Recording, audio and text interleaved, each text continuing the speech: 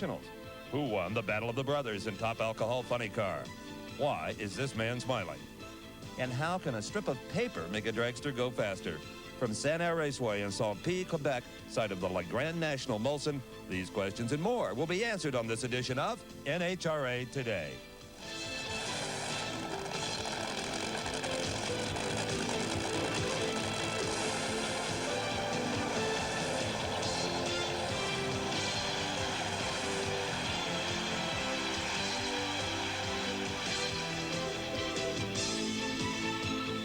For each of the last 20 years, the National Hot Rod Association has taken its impressive showcase of speed north of the border to the province of Quebec, Canada. This annual foray into the heart of French-Canadian territory lends an enjoyable international flavor to the event. Let the concession stands, French fries, become pâté frites. The staging lanes, dîners de préparation. And the Christmas tree, arbre de Noël, for this one weekend of the year. It is truly a unique event in the Winston Championship calendar. Bonjour, everyone. I'm Steve Evans, and we're here at Sanair International Drag Strip in Saint-Pierre, Quebec, just outside of Montreal, for the 20th running of the Grandnationals Molson. In the next half hour, we'll show you some of the reasons why this event differs so dramatically from the rest of the season. We'll also bring you up to date on the results of the rain-delayed Budweiser Springnationals, which featured some important changes in Winston point standings. But first, let's check out the late-breaking stories in the land of the 1320. What's current? What's happening? What's hot? Last weekend's Budweiser Springnationals will be remembered by many for something that didn't happen. For the first time in 107 races, a span covering 7 years, 10-time Winston Pro Stock champion Bob Glidden failed to qualify. We caught up with son and crew member Billy to see how he expects to turn this season around. We have made no changes whatsoever to the race car itself. We felt we ran really well the last run at Columbus for the run we made. So we'll just make the next run exactly the way we made the last run at Columbus. Nice trailer, huh? Well, believe it or not, it's not enough for the KC Spurlock team anymore. As the competition gets tougher, there's more demands for space, equipment, and amenities in their trailer. A brand new one is coming to replace this one. And more importantly, a brand new Murph McKinney funny car that will be pressed into service in about 2 weeks, with the old car that won the Winter Nationals remaining as a backup. And the most dominant team in top alcohol dragster racing has an interesting strategy for the remainder of the season. Blaine Johnson has virtually wrapped up the Winston Championship, so is now looking at putting his brother Alan in the car. Their goal, to capture the remaining spot in the Castrol GTX5 second club, to reward the first 8 drivers that dip beneath 6 seconds. And that's what's hot. A lot of thinking and a lot of work going on as these crews prepare their cars for this event at Sanair International. And they've got a tough task ahead of them because, remember, just last weekend they were in Columbus, Ohio. Here's Dave McClellan with the first of 3 reports on the Budweiser Springnationals at National Trail Raceway. Steve, one thing about it, it was not raining at National Trail Raceway, but it was hot, humid, and muggy the second weekend of competition of the 26th annual Budweiser Springnationals. The Cinderella story here is Top Fuel Eliminator, where Frank Hawley ended up on the pole position in his debut performance at the wheel of Darrell Gwynn's Top Fuel dragster. But once eliminations began, qualifying positions ceased to matter. First, Shirley Muldowney in the far lane outran third fastest qualifier Eddie Hill, and then Don Prudhomme stepped up in the far lane and put Laurie Johns, the Winston points leader coming into the race, out of the event with a run at nearly 289 miles an hour. In round 2, Prudhomme took a win over Gary Ormsby when the reigning Winston champ blew a motor at the starting line. Watch the right of your screen. But the snake streak of success ended a round later in the semifinals when he was beaten by the top qualifier Frank Hawley, who had taken turns swapping low ETs with Joe Amato. In the finals, a confident Hawley lined up against Amato, and despite Joe's better reaction time, Frank powered past on the top end to claim an emotional victory. Frank Hawley, I guess the old axiom, dreams do come true, is a reality. The guys did an unbelievable job. They made it very easy for me to work with them as a team, and you know, obviously Ken Vini and the rest of the guys made the car very, very quick, which certainly won us a few rounds today. Hawley's win reshuffled once again the Winston point standings. Joe Amato, runner-up, is in first. In second is Gary Ormsby. Third, Laurie Johns, who went out in the first round of racing here at the Springnationals. Dick LaHaye is fourth, and Gene Snow, number 5. As tricky as things were in Columbus, Ohio, I guarantee you crew chiefs were using their onboard computer even more than usual, trying to find just the right combination. Well, here's Big Daddy Don Garlitz with his third installment on using racing computers. You remember last week I showed you the tape coming out of the computer printer. Well, now we have this tape and we're inside the trailer and we're going to put it to good use. The first thing that we do is put the date on the tape and identify it with the speed and the ET. And usually we have either a better run from a previous event or the best run from that event laying there with this tape to compare it with. We want some sort of a comparison. In this particular case, the run wasn't as good as the previous run. And we look down the tape at the RPM and we see right away that the engine RPM did not pull down properly as it did in the better run, meaning that the clutch probably didn't hook up properly. We move down a little bit further and we see that the drive shaft speed didn't come up real fast, so we had room for more clutch without probably sacrificing wheel spin. Moving down the tape a little bit further, we see that, again, the G-meter fell off on the poorer run and held much steadier on the better run. This information goes on and on and on, all 21 channels to be exact. And usually, this is the end of the line for most of the crews. This is where they get the information. Next week, we'll show you how Eddie Hill takes it a step further and puts it actually on a computer screen. NHRA Today is being brought to you by Firestone, makers of Firehawk performance tires for the street, the track, and the strip. Tires that meet the test. And by Castrol GTX, the motor oil that provides... As we mentioned earlier, this is the 20th running of Lake Grandnational Molson here at Sanair. And to commemorate the anniversary, track owner Jacques Curtain has had some beautiful medallions minted for all the racers and workers. Is that right, Jacques? Yes, this medal will be given out to every racer, every worker, every press personnel on site, and it will also be available for spectators that will be here during this weekend. It'll be treasured always, I'm sure. You know, this event is not only popular with the people of Quebec, but also the Northeast states, Maine, New Hampshire. Oh yes, 40 to 45% of the people come from outside Quebec. We have lots of American people from the northern states and some of the other states too, and we have a lot from Ontario and from the Maritimes also. Let's hope we come back for another 20 years to enjoy the hospitality and great food of Quebec. Yeah, I really hope that so. Right now, Dave McClellan joins us again with his funny car report from the Budweiser Spring Nationals. Coming into the Budweiser Spring Nationals, Ed McCulloch held a slim lead in the Winston Funny Car Championship standings over John Force, Bruce Larson, and Mark Oswald. But by the end of the day, all that would change. In the first round, reigning Winston champion Larson demonstrated his desire for a repeat championship by eliminating McCulloch with the low ET of the round. But in the second round, Larson took himself out of contention when he left too early in a matchup with Mark Oswald. Oswald then duplicated Larson's mistake in the semifinals, granting Jim White a ticket to the championship round. On the other side of the eliminations ladder, a great rivalry was shaping up. As we headed into semifinal round racing in Funny Car Eliminator, Casey Spurlock continues his grudge match with John Force. Remember, it was at Pomona at the start of the season that Spurlock from his number 16 spot beat the low qualifier Force in the first round. But the anticipated battle between Force and Spurlock lasted barely 60 feet as Spurlock blazed the tires and Force was headed for his third final round appearance of 1990. In the finals, White in the far lane had the quicker reaction time, but Force outpowered him to take his third win of the season. Another dominant performance, John, and it puts you in the lead in the Winston Points Chase. Well, I'm really excited here on Father's Day. You know, I won this race 2 years ago, and it's the first time that I've been in the points chase ever. It's very exciting. John Force, the current points leader, right behind him, Ed McCulloch, who went out in the first round of competition. Bruce Larson, the reigning champ, is third. Mark Oswald, fourth, and Casey Spurlock in the fifth spot.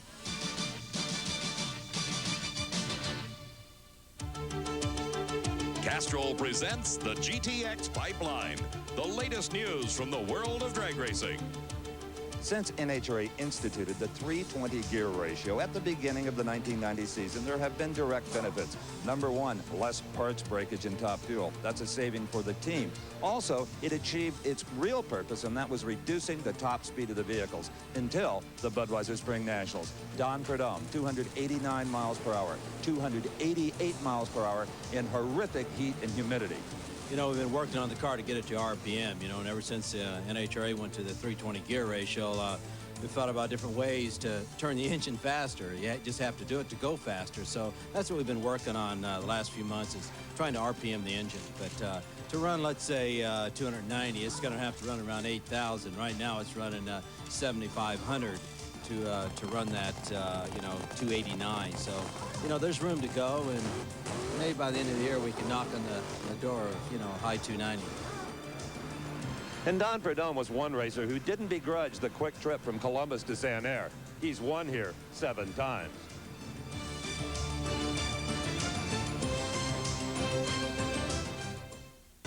As was mentioned earlier, Don Prudhomme has enjoyed a lot of success here at the Sanair stop on the Winston Championship Trail. But there's a certain sportsman racer who's had a lot of good luck here as well. Bob Newberry, you've won alcohol funny car 3 times since '81. Is it just coincidence, or is one track more suited to one team? No, I don't think one track is better to one team than the other, but we've done a lot of racing here, and we're pretty familiar with the track conditions and the air conditions and so forth, and it's made it a little bit easier for us. Go get them. Thank you very much. You know, and speaking of sportsman racing, there was a lot of action last weekend in Columbus, Ohio at the Budweiser Springnationals. And here's our sportsman specialist, Bob Fry, with those details. One of the things you can always count on in the sport of drag racing is that a strong field of cars will turn out at National Trails Raceway for the Budweiser Springnationals. And this year, despite the weather problems, it was no different. In comp eliminator, 2-time Winston World Champion Bill Meropoulos served notice that he is a force to be reckoned with by first defeating David Nickens in the semifinals and then stopping the turbo car of Garth Hill in the finals. Bill's victory helps tighten an already close points race.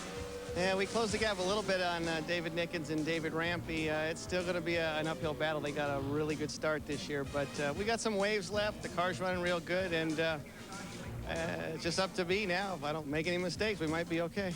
In other classes, Jag Coughlin Jr., who we met last week along with his entire racing family, emerged victorious in Super Gas. And then later, during an interview, Jag was given a winner's baptism by his brothers and his friends. And of course, they did it with the race sponsor's product. Brothers were involved in the Columbus Story and other classes as well. Throughout the course of world history, there have been some great brother combinations, but it always seems that one brother is a little more well-known than the other. Take the Washington brothers, for example, George and Carl. Nobody heard of Carl.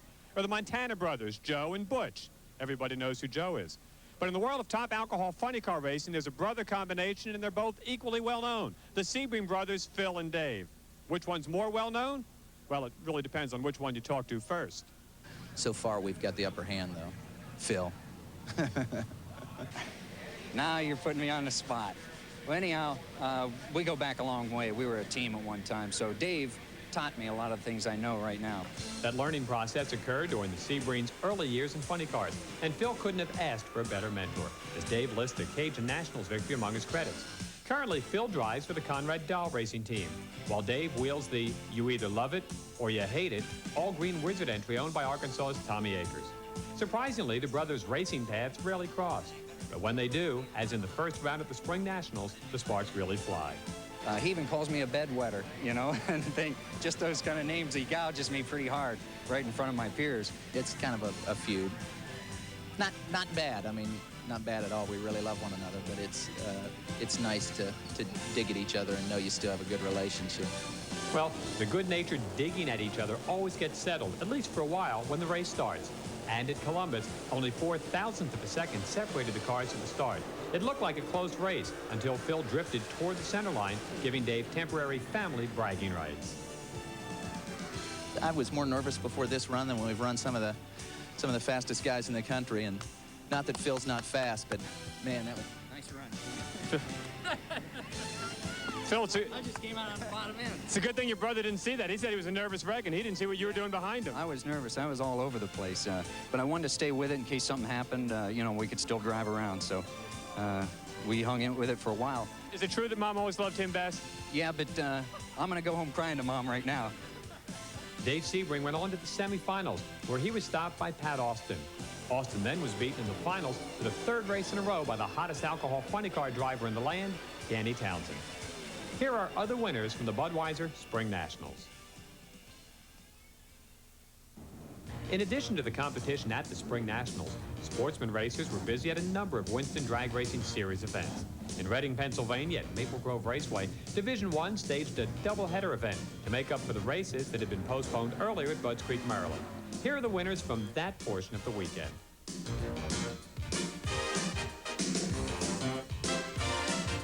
Here are other winners from Maple Grove.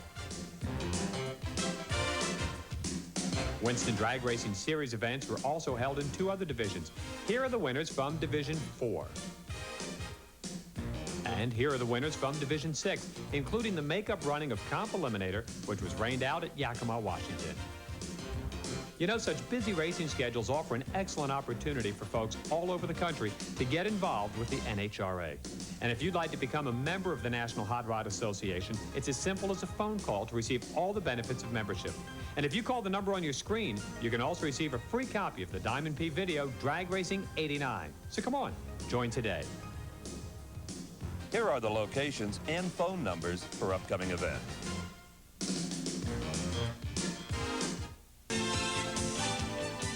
Normally, we wouldn't show you where a racetrack owner lives, but here at Sanair, home of Grandnational Molson, it's pretty hard to ignore. Every time you look down the racetrack, you see that exotic, almost silo-looking home of Jacques Curtain.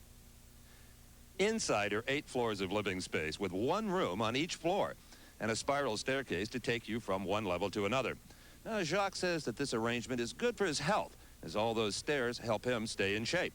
And you'd want to be in tip-top condition, too, if your favorite house pet was Max, a 4-year-old cougar that Jacques has raised since it was a month old. They tell me that Max is friendly and loves to wrestle, but I think I'll stick with my dogs. Thank you very much. Well, jungle cats like Max are known for their quick reflexes, kind of like those top-notch NHRA Pro Stock drivers that Dave McClellan tells us were competing in last weekend's Budweiser Spring Nationals. The 16-car field that rolled out for the pre-race Pro Stock Parade at the Budweiser Spring Nationals was covered by a mere 11/100ths of a second.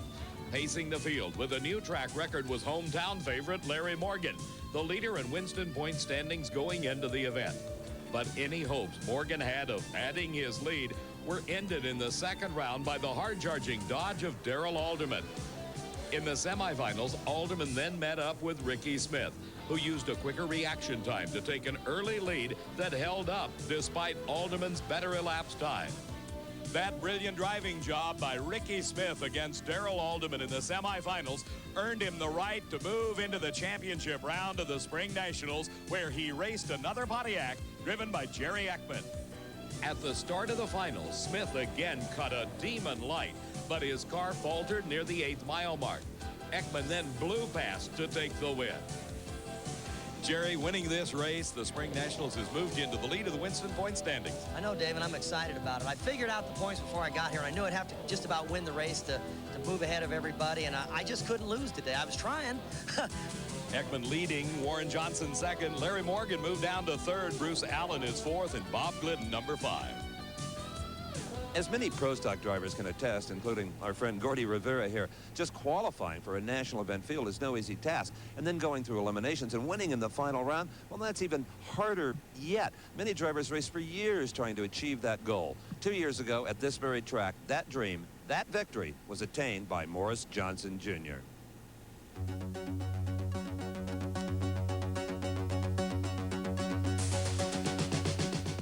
Montreal, Canada, 1988. The race that made Morris Johnson famous as the big crier. It was really an emotional experience, and it was a well-deserved win. We set low ET of the meet every round, and just plain won the race, and that's what was so great about it.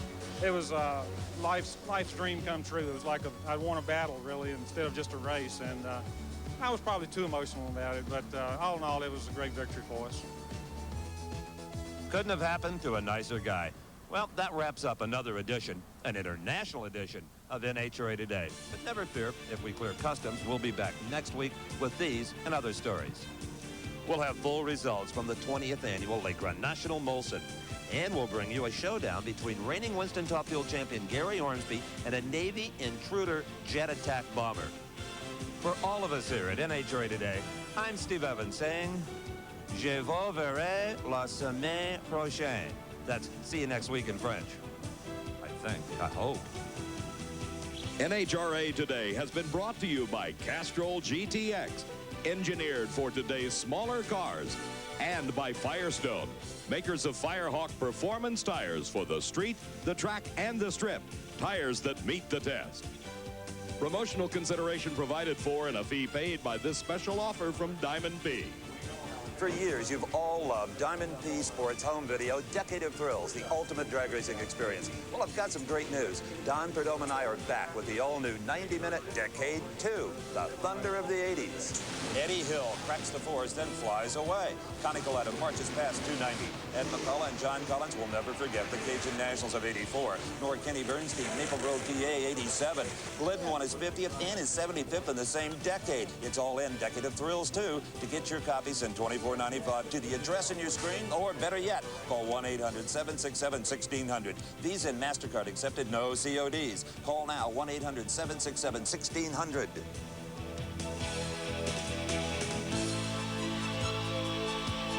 NHRA Today has been a presentation of Diamond P Sports.